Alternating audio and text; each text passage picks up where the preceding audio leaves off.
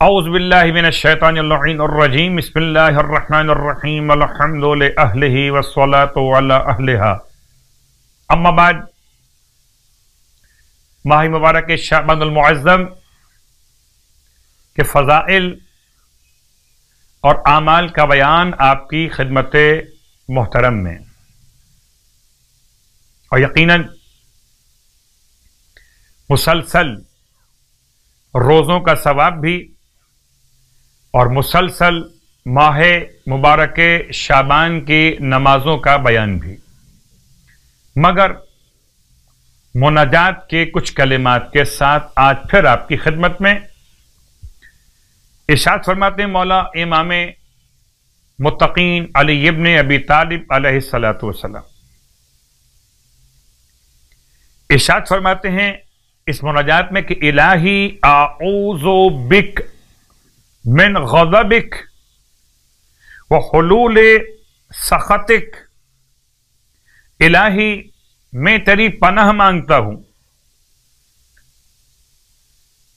تیرے غضب سے اور تیری ناراضگی کے واقع ہو جانے سے۔ اللہ اکبر، یعنی تیری پناہ تیرے ہی غضب سے، اور تیرے سوا کون پناہ دے گا تیرے غضب کے مقابلے پر، اور تیری ناراضگی کے واقع ہو جانے سے پناہ مانگتا ہوں۔ اے خدا میری مناجات مقبول فرما۔ سرکار ختم یہ مرتبہ صلی اللہ علیہ وسلم ارشاد فرماتے ہیں نمازوں کے ثواب کو بیان کرتے ہوئے، آج کی رات کی نماز 10 رکعت ہے، شب 25 ماہ شعبان کی نماز 10 رکعت۔ ارشاد فرماتے ہیں جو شخص بھی آج کی شب میں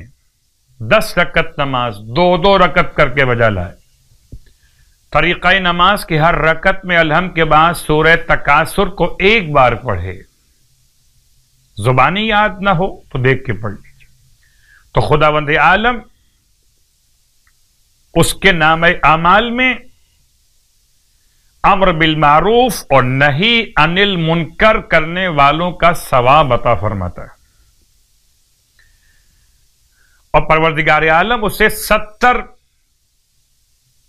انبیاء کے ثواب کے برابر ثواب عطا فرماتا ہے۔